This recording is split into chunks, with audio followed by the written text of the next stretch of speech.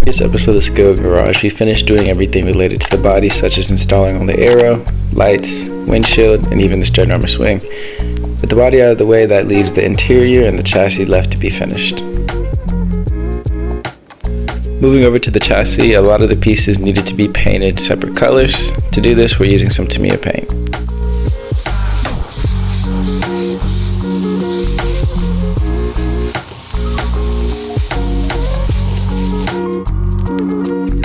The exhaust and the brake rotors are molded in chrome. Is it required to strip the chrome, or can you just paint over it? Because truthfully, as for painting over it, I've never noticed a difference. Leave a comment down below, let me know.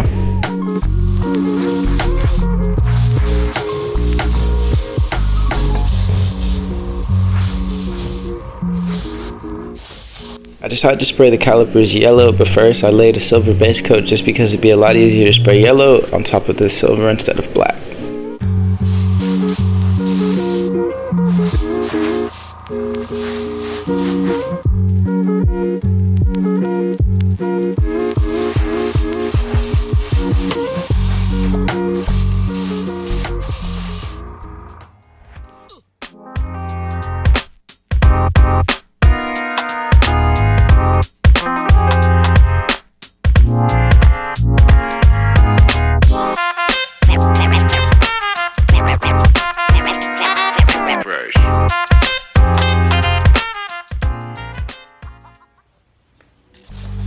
With spraying out of the way, we can move over to assembling the chassis. According to the instructions, the front piece of the chassis needs to be trimmed down a little bit, and to do this, I'm just using a Dremel tool.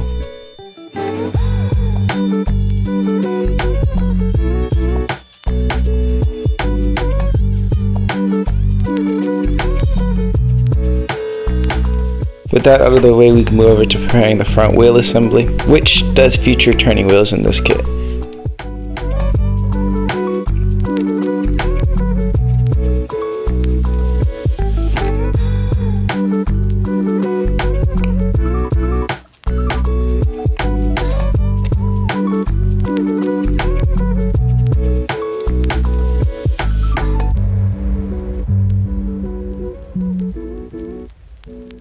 To heat stain the exhaust, I'm using Tamiya Weatherine Master Set D. I first apply some of the burnt blue just to give it that actual blue base coat, and come back and hit it with burnt red.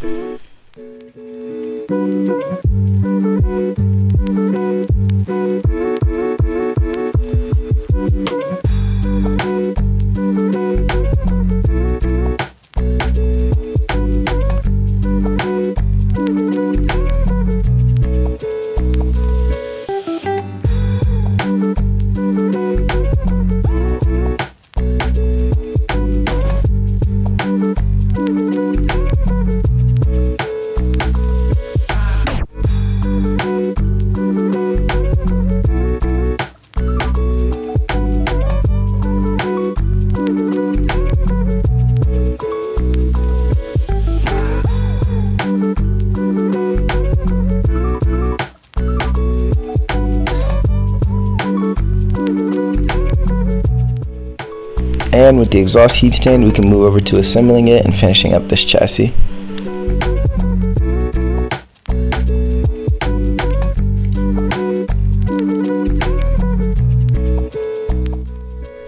Another added detail to the exhaust is painting the inside of the tips black, and this gives the exhaust some depth rather than just having it look hollow.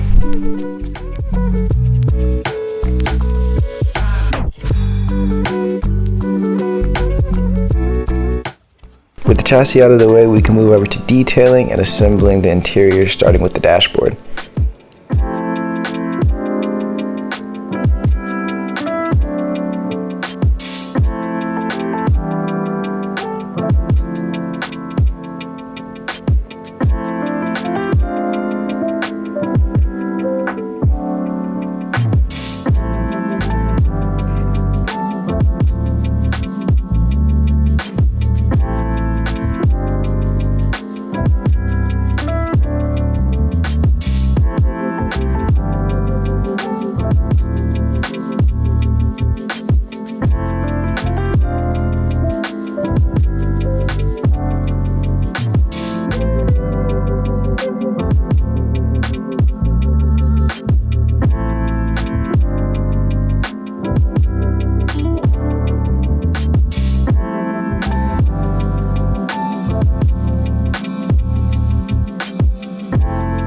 With most of the dashboard and this interior being black, I added some silver to the buttons just to give it a little bit more detail.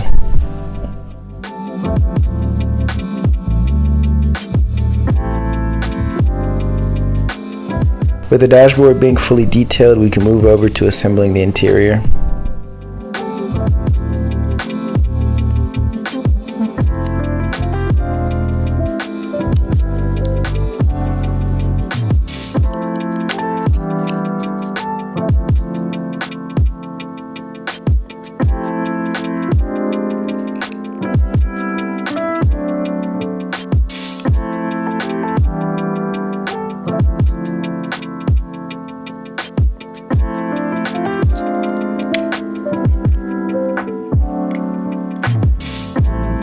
With the interior being complete, I can move over to throwing it on the chassis and then throwing the body on top of the chassis.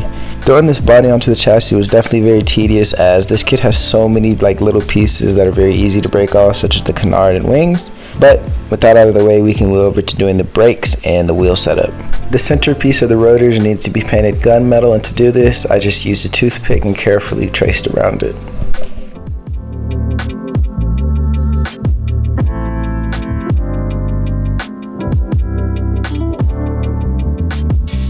I can now move over to assembling the caliper and the rotor together, and then move over to applying the Liberty Works decal.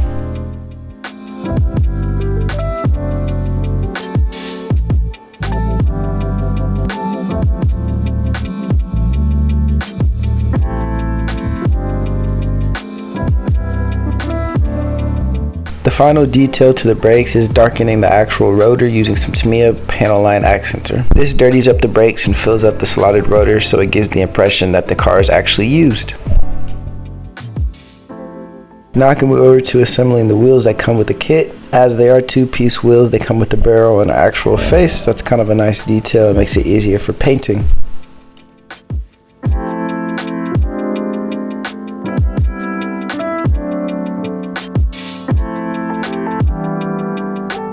Since these are the wheels that came with the kit, I didn't really have to do any adjustments to get the fitment right. The specs are pretty much dialed in, and I just had to glue it onto the body to wrap this build up.